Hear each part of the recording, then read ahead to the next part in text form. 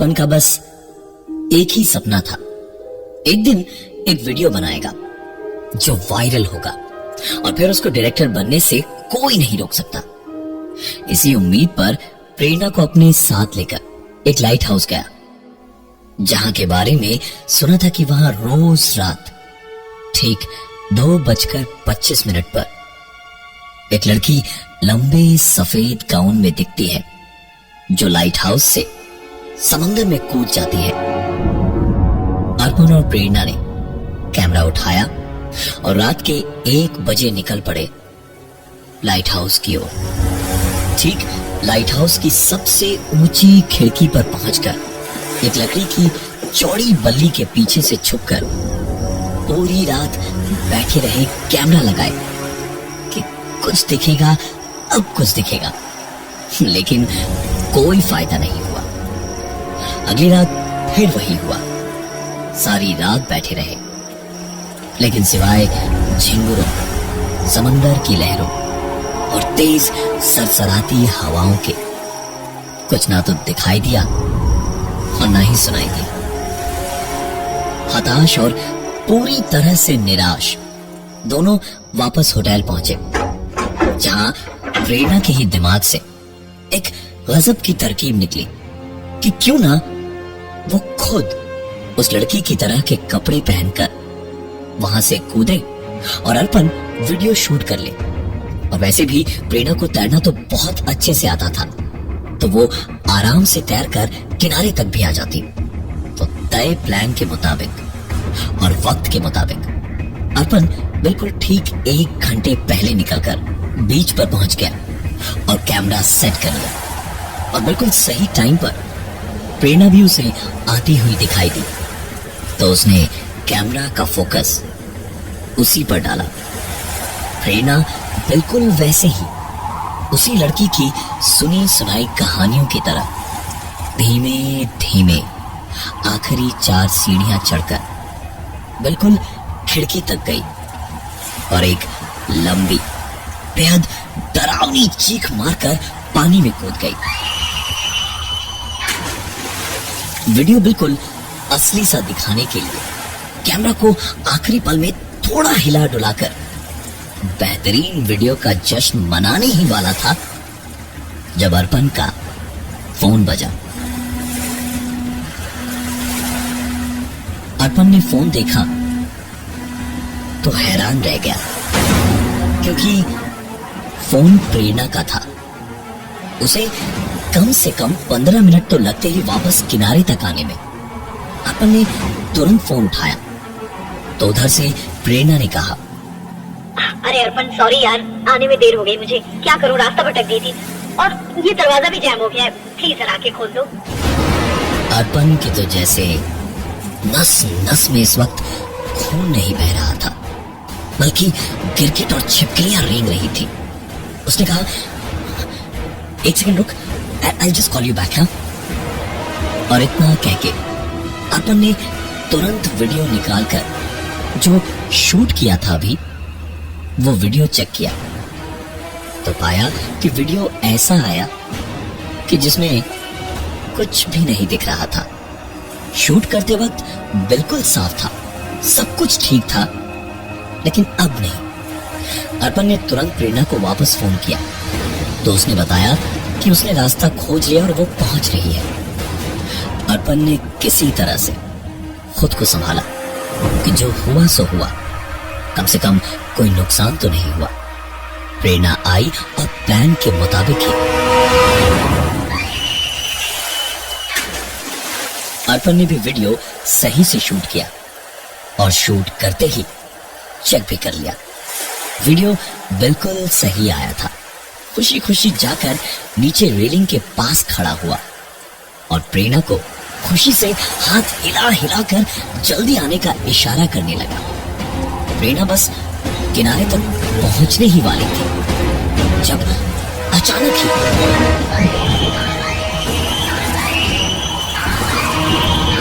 तकरीबन किनारे तक पहुंच चुकी प्रेरणा को किसी ने वापस समंदर में घसीट लिया और 5 ही मिनट में प्रेरणा की लाश समंदर में सफेद गाउन में तैरती हुई दिखने लगी। अर्पण के लिए इस वक्त कुछ भी समझ पाना बेहद मुश्किल था।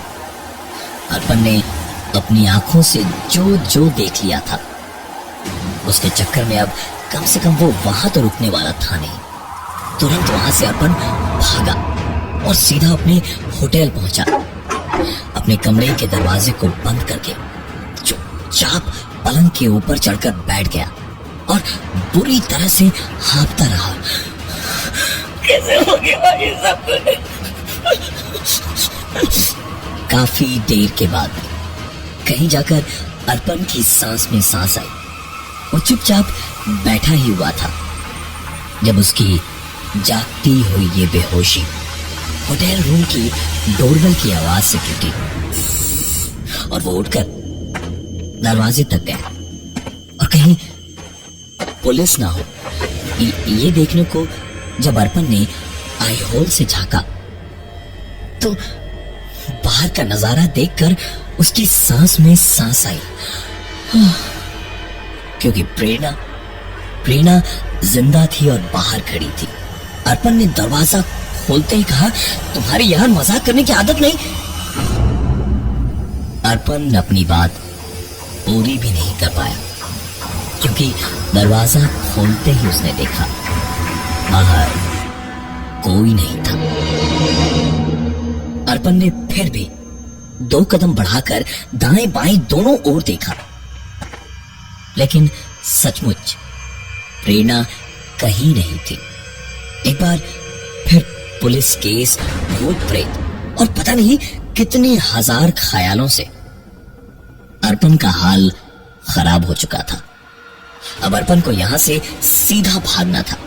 वो बाथरूम गया और मुंह धोना शुरू ही किया था कि बाहर से उसे आती एक आवाज सुनाई दी।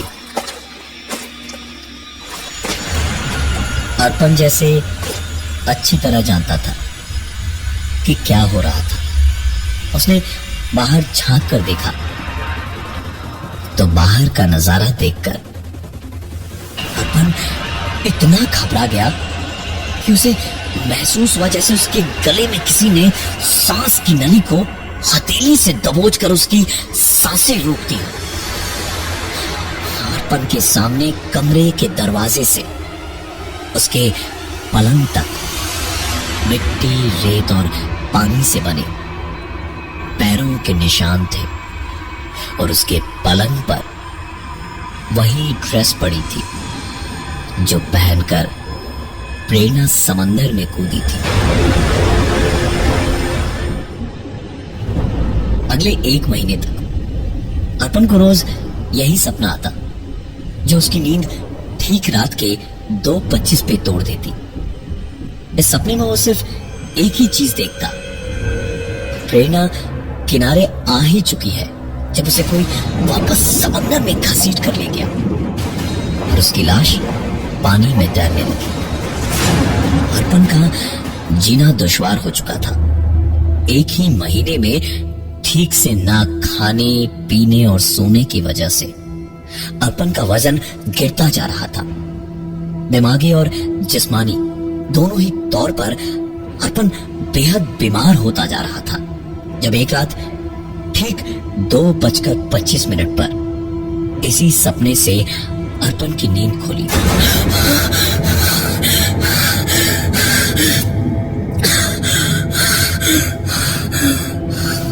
तो रोता हुआ अर्पण हाथ जोड़कर बोला,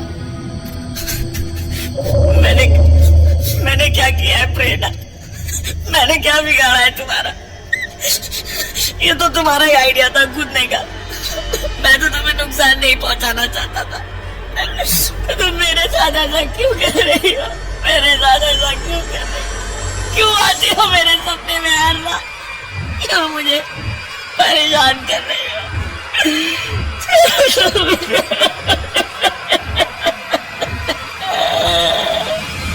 और उस रात के बाद से प्रेरणा ने अर्पण को सपनों में आकर सचमुच में परेशान करना बंद कर दिया। तकरीबन 15 से 20 दिन बीते होंगे।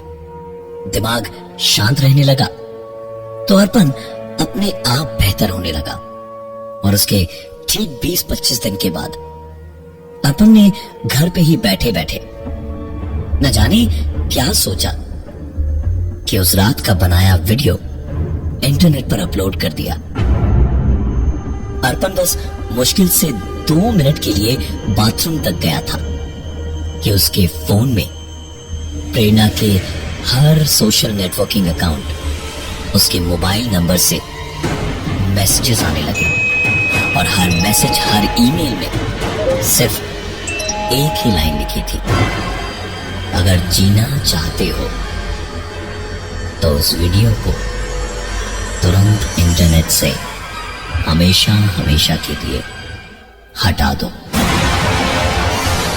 अर्पण ने मैसेजेस पढ़ते ही सारी की सारी साइट्स और आईडी से लॉग आउट कर दिया और मोबाइल स्विच ऑफ कर दिया, लैपटॉप को शट डाउन किया और सारी खिड़कियां और दरवाजे बंद करके कुछ देर अपने कमरे में चला गया और लेटे लेटे पता नहीं कब उसे नींद आ गई। नींद में ही अर्पण को अचानक ही ठंड सी लगने लगी, उसका दम घुटने लगा, सांसें रुकने लगी और लगा जैसे जैसे वो डूब रहा है। और नींद में ही अर्पण ने देखा एक लड़की उसे पानी में घसीट रही है, डुबोना चाह रही है, उसे मारना चाह रही है। अर्पण पूरी जान लगा के भी खुद को बचा नहीं पा रहा था, लेकिन किस्मत में अगर जिंदगी लिखी हो तो मौत भी दरवाजे के बाहर खड़ी इंतजार करती है। अर्पण के साथ भी यही हुआ। उसकी नींद एक झटके से खुली और उसके बाद जिस हाल में उसने अपने आप को देखा, उसे देखकर अर्पण को ऐसा लगा जैसे उसके बदन में किसी बिजली के नंगे तार छुआ दिए गए हों, क्योंकि अर्पण लेटा तो अपने पलंग पर था, लेकिन इस वक्त वो बाथरूम में अपने बाथटब में था, पानी से भरा हुआ बाथटब जिसमें वो डूब रहा था। और उसने अपने कपड़े नहीं बल्कि वही ड्रेस पहन रखी थी जिसे पहनकर प्रेरणा की मौत हुई थी। पूरे बदन पर समंदर की रेत और मिट्टी लगी हुई थी। अर्पण इस वक्त हिल भी नहीं पा रहा था, सिर्फ हांफे जा रहा था। अर्पण ने किसी तरह अपने आप को संभाला और हड़बड़ाकर बाथटब से निकला और ड्रेस को उतार फेंका। इन सारी चीजों के बाद एक कोने में जाकर अर्पण किसी बेहद डरे हुए बच्चे की तरह घुटनों में चेहरा छुपाए बैठा हुआ था और चारों ओर चोर निगाहों से रह रहकर देखने लगा। इस वक्त अर्पण शायद एक पुतले को भी अपने सामने देख लेता तो उसको भी अपना जिगरी दोस्त बना लेता, क्योंकि इस वक्त वो खुद को बेहद अकेला महसूस कर रहा था। अर्पण बैठे बैठे ही दीवार की ओर घुमा और हवा में बातें करने लगा। प्रेरणा, मैंने तेरा क्या बिगाड़ा है रे? क्यों मेरे साथ ऐसा हो रहा है? मेरी गलती नहीं थी प्रेरणा, मैं तुमसे प्यार करता हूँ प्रेरणा, मुझे छोड़ दे, प्लीज मुझे छोड़ दे। इस तरह तो मैं हमेशा हमेशा के लिए पागल हो जाऊंगा। और अगर ऐसे ही ना तो मैं खुद को मार लूंगा प्रेरणा, मैं खुद को मार लूंगा। अर्पण का ये रोना देखकर पत्थर भी खून के आंसू रो देता, लेकिन अर्पण को इसका कुछ और ही जवाब एक आवाज ने दिया। मैं भी तो यही चाहता हूँ कि तुम मर जाओ। अर्पण ने जैसे ही ये आवाज सुनी, उसे अपनी आंखों के आगे अंधेरा सा छाता हुआ महसूस होने लगा अर्पण धीमे धीमे बेहोश हो गया। सवेरे उसकी बेहोशी टूटी दरवाजे की घंटी की आवाज से। उठ के अर्पण ने दरवाजा खोला तो दूध वाला आया हुआ था, जो अर्पण को देखते ही पहले तो हंस पड़ा और बड़ी गंदी सी हंसी थी उसकी, जैसे अर्पण कोई बेहद घटिया इंसान हो। अर्पण ने उस पर ध्यान नहीं दिया और चुपचाप दूध लेकर अंदर आ गया। डर तो अब जैसे अर्पण की जिंदगी का ऐसा हिस्सा था जिससे वो बच ही नहीं सकता था।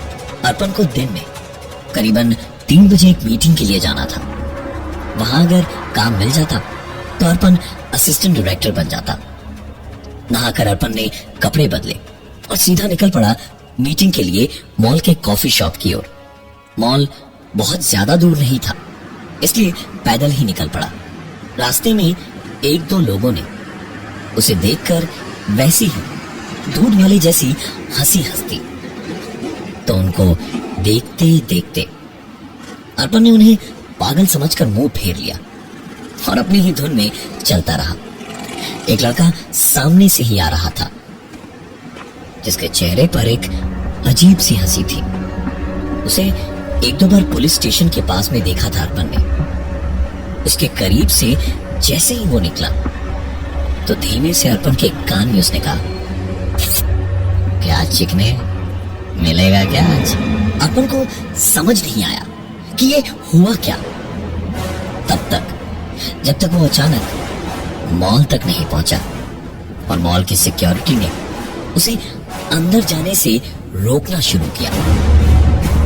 अर्पण उन पर बिगड़ने लगा और झड़प शुरू हो गई तो धक्का मुक्की में ही अर्पण ने अपनी सूरत शीशे में देखी। अर्पण ने जब खुद को देखा तो उसे खुद से घिन आने लगी। अर्पण के चेहरे पर मेकअप किया हुआ था, लिपस्टिक लगी थी और काजल भी था, पर ये सब कब हुआ, कैसे हुआ? अर्पण का डर अब धीरे धीरे उसकी बेइज्जती में बदल रहा था। अर्पण वापस दौड़ा अपने घर की ओर। पूरे रास्ते कहीं बच्चों ने मजाक उड़ाया तो कहीं बड़ों ने। अर्पण का दिल खुदकुशी करने का हो रहा था, लेकिन इसके लिए भी जरूरी हिम्मत नहीं थी उसमें। वापस घर जाकर अर्पण घंटों रोता रहा और आखिरकार रात को नशे का सहारा लेकर किसी तरह सो गया। लेकिन एक बार फिर उसका दम घुटने लगा, सांस की नली दबने लगी और आज वो लड़की जो उसे पानी में खींच रही थी, उसकी सूरत थोड़ी साफ दिखने लगी। लेकिन साफ दिखने के बावजूद भी वो शक्ल थोड़ी धुंधली थी। आखिरकार सांस के लिए तड़पते तड़पते अर्पण की आंख खुली। भरे बाथटब में वही ड्रेस पहने हुए, समंदर की रेत और मिट्टी लगाए हुए। उठकर उसने खुद को शीशे में देखा तो चेहरा तो उसका था, लेकिन पूरी सजावट लड़कियों जैसी थी। और घड़ी में ठीक 2:25 हुए थे। अर्पण अगले पूरे दिन घर से नहीं निकला। दूध वाले से उसने दूध बाहर ही रखवा दिया और उसके जाने के बाद उठाया। रात के वक्त सोने गया तो बाथरूम के दरवाजे को ताला लगाकर सोने गया। लेकिन कुछ ही देर हुई थी सोए हुए कि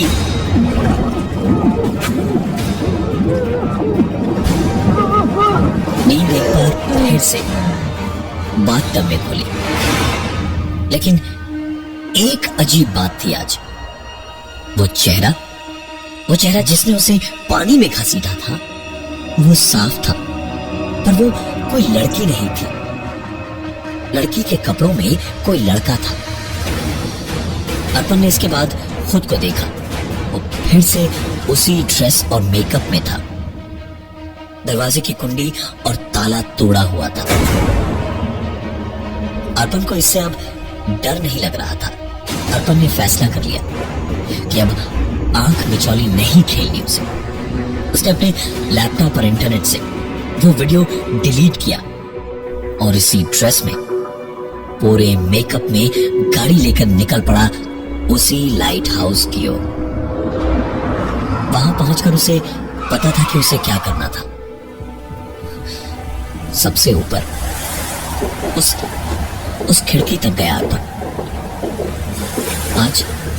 आज उसी लड़के की तरह ठीक 2:25 पर उसने वहां से कूदने का फैसला किया और ठीक 2:25 पर उसने पानी में छलांग भी लगा दी। कुछ देर वो वहीं समंदर में रुका रहा कि कोई उसे भी घसीट कर डुबोएगा, लेकिन ऐसा नहीं हुआ। तैरकर किनारे तक आया तो इसी उम्मीद में था कि किनारे से कोई उसे वापस खींच कर मार देगा, पर यह भी नहीं हुआ। उस रात के बाद से अर्पण की जिंदगी पूरी तरह से बदल गई। ना कोई सपना, ना ही कभी कोई ऐसा एहसास जिससे लगे कि कोई उसके आसपास है। बहुत खोजबीन के बाद उसे उस लाइट हाउस की कहानी पता चली। उस सफेद गाउन में कूदने वाली लड़की दरअसल एक लड़का था, शशांक। लड़का होकर वो लड़की बनना चाहता था, किसी लड़के के साथ अपना घर बसाना चाहता था, लेकिन समाज के रूढ़िवाद ने उसे दी तो सिर्फ बेइज्जती और जिल्लत। उस लाइट हाउस से छलांग लगाकर उसने अपनी जिंदगी खत्म तो की, पर एक औरत के रूप में। शशांक ने अर्पण को जीने दिया, क्योंकि अर्पण ने कुछ दिनों के लिए ही सही, पर शशांक के दर्द को झेला, उस जिल्लत को झेला जो जमाने भर से शशांक को मिली थी। वो भी इसलिए क्योंकि वो लड़का था और बनना लड़की चाहता था। वक्त रहते अर्पण को भी अपनी गलती का एहसास हो चुका था और उसने वो वीडियो डिलीट कर दिया था। लेकिन अर्पण आज भी रात को बाथरूम को ताला लगा के ही सोता है।